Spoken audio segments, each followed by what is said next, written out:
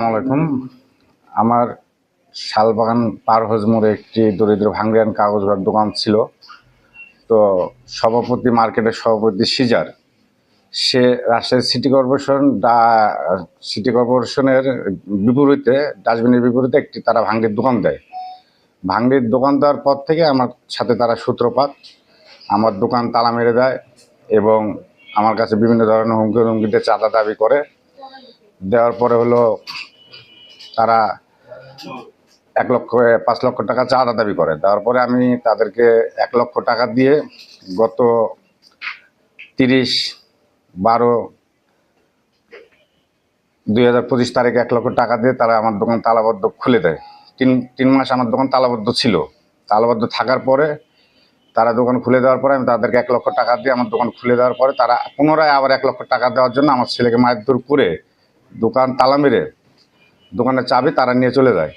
আমি ওই কারণে চন্দিমা থানায় একটা অভিযোগ দাখিল করার পরে সে অভিযোগের প্রেক্ষিতে তারা আমার অভিযোগ গ্রহণ না করে আমি আমার দোকানে রাত্রে যখন তারা মালামাল বের করতে লাগে, বের করার পরে তখন আমার লোকজন তাদেরকে হাতে নাতে ধরে মালসহ। ধরার পরে সেখানে পুলিশও উপস্থিত ছিল। চন্দিমা থানা উপস্থিত থাকার কালীন পুলিশের সামনে তারা আমাদের নামে একটি মিথ্যা অপবাদ দিয়ে একটা মামলা তৈরি করে 4,12,000 টাকার। সেই মামলাটি গেল বুধবারে মামলা রেকর্ড করে চন্দিমা থানাধীন ওসি, কিন্তু আমাদের মামলাটি তারা রেকর্ড করতে অইচ্ছুক। সে কারণে প্রিয় সাংবাদিকবৃন্দ ভাইদের জন্য কাছে আমার বিকেল আবেদন, জানি আমরা এই অশান্তি থেকে রক্ষা পাওয়ার জন্য আজকে আমার এই সাংবাদিক সম্মেলন করা। আপনারা একটু অবশ্যই প্রশাসনের দৃষ্টি আকর্ষণ করে বলছি যে তারা যেন আমার এই ঘটনাটি একটু বিবেচনা সূত্রে দেখে এবং এখান থেকে জানি আমি রক্ষা পাই। সে কারণে এই সাংবাদিক সম্মেলন করা। আমি সিজারকে গত 30/12/2025 তারিখ 1,00,000 টাকা দিয়েছি। হ্যাঁ, 30/11 তারিখে আমি 1,00,000 টাকা সিজারের কাছে দিয়েছি। সে পুনরায় আবারও সে মার্কেটের সভাপতি হিসাবে বলে আমি নিজেই তালা মেরেছি, আমি নিজেই তাদেরকে খোলার অর্ডার দিয়েছি, মাল বার করার অর্ডার দিয়েছি। কিন্তু আমার দোকান তারা তো তালা মারতে কখনোই পারে না। আমার রানিং ব্যবসা, ওখানে রানিং ব্যবসা প্রতিষ্ঠান। কিন্তু সে গায়ের জোরে, সভাপতির জোরে সে এই ঘটনাগুলো ঘটাচ্ছে।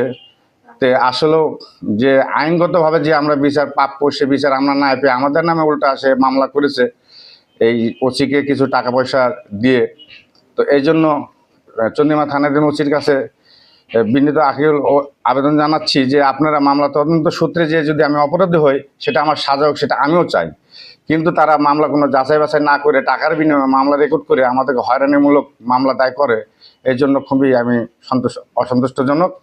তো এর জন্য আমি প্রকৃতভাবে সাংবাদিকবৃন্দ ভাইদের কাছে বলছি যেটা আমি সঠিক বিচারের দাবিতে আমি আজকে সাংবাদিক সম্মেলন করা, জানি আমি বিচারটা সম্পূর্ণ জানি সঠিকভাবে পাই, এটাই তাদের কাছে আমার আকুল আবেদন। সিজার হলো তারা পূর্বেতে আপনার সৈনিক লীগের আওয়ামী লীগ করতো, সৈনিক লীগ যাকে বলে, সৈনিক লীগের সভাপতি তার ভাই লিজার। তো এখন তারা এই মাঠে ঠিকানার জন্য কিছু বিএমপি নেতাদেরকে নিয়ে তারা টাকা পয়সা দিয়ে তাদের আমলে নিয়ে তাদেরকে দিয়ে আজকে আমাদেরকে হুমকি ধুমকি দিতে যাচ্ছে আর তাদেরকে ব্যবহার করছে আমাদের এই ঘটনার সাথে। ভোট করবে।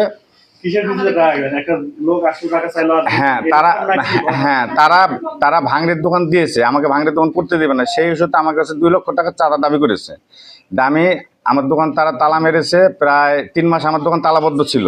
তো 3 মাস তালাবদ্ধ থাকার পরে 1,00,000 টাকা আমি তাদেরকে একযোগে দিই সিজারের হাতে। দেওয়ার পরে আমার দোকানে তালাবদ্ধ খুলে দেওয়ার পরে তারা পুনরায় আমার দোকান যখন আমি পরিষ্কার করবো, আমি নিজে একটা মুসলিকা দিয়েছি যে আমি আর ভাঙড়ি ব্যবসা এখানে করবো না।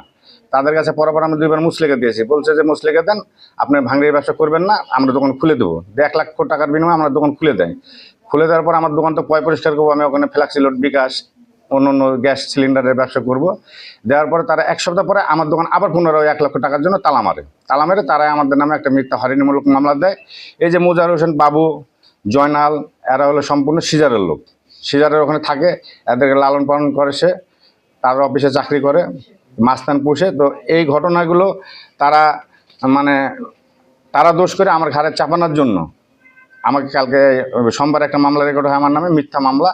তো এই মামলা প্রত্যাহারের দাবিতে আমি চন্দিমা থানার ওসির কাছে আবেদন জানাই যে সত্যতা যাচাই করার পরে আপনি তো 3 মাস আগে থানাতে অভিযোগ করেছিলেন। হ্যাঁ 3 মাস আগে অভিযোগ কি হয়েছিল? সেই 3 মাস আগে আমি যে অভিযোগটা করেছিলাম সেটা সিজার যে টাকা পয়সা ওসিকে দিয়ে সেই সেটা উনি মীমাংসা করে নেন থানাতেই। দেওয়ার পরে আর কোনো থানা আমার পদক্ষেপ নেয়নি। নেওয়ার পরে যখন থানা পদক্ষেপ নেয়নি তখন আমি এদের সাথে বসতে বাধ্য হলাম। তখন কী ঘটনা, আমি সিজারকে বললাম ভাই কী ঘটনা বলেন। আমার সন্তান ওখানে গিয়েছিলেন, দিয়ে বললো যে তুমি ভাঙড়ির ব্যবসা করতে পারবা না এখানে। তো আমি বললাম ঠিক আছে ভাই ভাঙড়ির ব্যবসা করবো না। তা বলছে তুমি একটা দরখাস্ত দাও, আমাদের অফিসে একটা দরখাস্ত দাও, আমি মার্কেটের সভাপতি সিজার, আমি দরখাস্ত পেলে তোমার দোকান আমি খুলে দেবো। তারপর সে আমার কাছে 2 লক্ষ টাকা দাবি করে। তো আমি বললাম যে ভাই আমি এত টাকা দিতে পারবো না, আমি 1 লক্ষ টাকা দিব। কেন ওই দোকানে আমার প্রায় 20-25 লক্ষ টাকার মালামাল আছে, ভাঙড়ির মালামাল আছে, রানিং ব্যবসা আমার। তো আমি তাকে 1 লক্ষ টাকা দেওয়ার পরে সে স্বেচ্ছায় এসে আমার দোকানটা খুলে দেয়। খুলে দেওয়ার পরে গত 8/12/2025-এ সে তার এই যে বাবু জয়নালকে দিয়ে আবার পুনরায় তালা মারে যে আর 1 লক্ষ টাকা না দিলে তুমি মালামাল কোনো কিছু বের করতে পারবে না। তারা তালা মেরে দিয়ে সম্পূর্ণ চাবির ঠোকা আমার ছেলেকে মারধর করে চাবির দোকান বন্ধ করে দিয়ে চাবির দোকানে চলে যায়। তা আমি থানাকে একটা অভিযোগ দিই যে স্যার আমার দোকান যে তালা মেরে দিয়ে চলে গেলো তারা, তাহলে আমার দোকানে তো 20-25 লক্ষ টাকার মাল আছে, মালামালগুলোর কী হবে? কিংবা তারা রাত্রে একটা বেআইনি যদি কোনো কিছু ঢুকাই বলে যে আমি এই অপরাধের সাথে জড়িত, তখন সেকেন্ড অফিসার জিয়া বললো ঠিক আছে আমি এটা ব্যবস্থা নিব। নেওয়ার পরে এবার থানা থেকে আমি এসে দেখি পারজে মোড়ে যে মুজাহির হোসেন বাবু সে আমার গুডাউন থেকে কিছু মালামাল বের করছিল। তো ওখানে আমার হলো কিছু লোক গার্ড রাখা ছিল।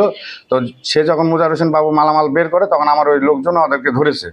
ধরার পরে আপনি বলছে যে আপনি মাল বের করলেন কেন, দিয়ে তাকে যখন মারধর আমার ছেলেপেলেও করেছে, ওরাও মারধর করেছে, উভয় পক্ষে মারামারি হাতাহাতি হয়েছে আর কি। হাতাহাতি হওয়ার পরে সে সিজার নেমে এসছে। তো সিজার নেমে এসে বলছে আমি অর্ডার দিয়েছি। আমি বলছি তাহলে আপনি আমার দোকান, আপনি মার্কেটের মালিক না, তাহলে আপনি কি করে এই দোকানটা খুলতে বলেন এত রাত্রে? তাহলে আপনি চুরি করতে পাঠাচ্ছেন, নাহলে মালামাল লুট করতে পাঠাচ্ছেন? সেটা বলছে হ্যাঁ আমি করেছি। তুমি যা বলো আমাকে বলো, তুমি আমার ছেলেকে ধমক দিচ্ছ কেন? তো এই নিয়ে তারা একটা মিথ্যা অভিযোগ করছে 4,12,000 টাকা তাদের থেকে নাকি আমি ছিনতাই করে নিয়েছি কিংবা মারধর করে নিয়েছি। হ্যাঁ পুলিশ ওখানে উপস্থিত ছিল। পুলিশ আমাদের যখন ঘটনা তার আগে থেকে ওখানে পুলিশ উপস্থিত ছিল। তো আমরা যদি অপরাধী হতাম কিংবা তার টাকা লুট করতাম তাহলে অবশ্যই পুলিশ তাহলে অন্যায় কাজে কখন ছাড়বে না হাতে নাতে পেলে। তাই পুলিশ ওখানে দেখছে কোনো কিছুই না, পুলিশ একটা যার যার দিকে তাকে তাড়িয়ে দিয়েছে। আমরা চলে গেছি যে সে রাত্রে যে একটা মামলা করেছে মিথ্যা মামলা, সে ওসি রাত 12টার আগে সে চন্দিমার থেকে বেলপুকুর থানায় আপনার হলো পোস্টিং হয়েছে। হওয়ার পরে সে আর কাগজে সই করতে পারেনি। যে এখন বর্তমান নতুন ওসি আছে সে মামলাটি টাকার বিনিময়ে তাদেরকে রেকর্ড করে দিয়ে আমাকে এটা হয়রানিমূলক একটা ষড়যন্ত্রমূলক প্রতিষ্ঠিত করছে। তার আগে 2 ঘন্টা আগে আমি অভিযোগ করে এসেছি। অভিযোগ করে এসে দেখেছি আমার দোকান থেকে মালামাল বের হচ্ছে। সিজার এবং সিজারের ম্যানেজার জি আমি ব্যবসা না করতে পারি, আর আমার ব্যবসা রানিং থাকলে তাদের ব্যবসাটা হচ্ছে না। হ্যাঁ মোকলেশ ও পলাশ। আর আমার দোকানটা বিগত প্রায় আজকে 10 বছর থেকে আমি ভাঙড়ির ব্যবসা করে আসছি। মোকলেশ হলো ওয়াকেশ পার্টির সদস্য ছিল, ওয়াকেশ পার্টির সদস্য ছিল, তাদের চেম্বার ছিল। এর আগেও তারা চেম্বার নিজ দায়িত্বে পুরে আমার কে এবং আমার সন্তানদেরকে একটা মিথ্যা হরিনামা মামলা দিছে। এটা হ্যাঁ ওয়াকেশ পার্টি ওরা নিজেরাই পুরাইছিল, পুরে আমাদেরকে একটা আমার ফ্যামিলি গোটা ফ্যামিলি 11 জন মেম্বার সহ আমাদেরকে একটা মিথ্যা মামলা দিয়ে হয়রানি করেছে।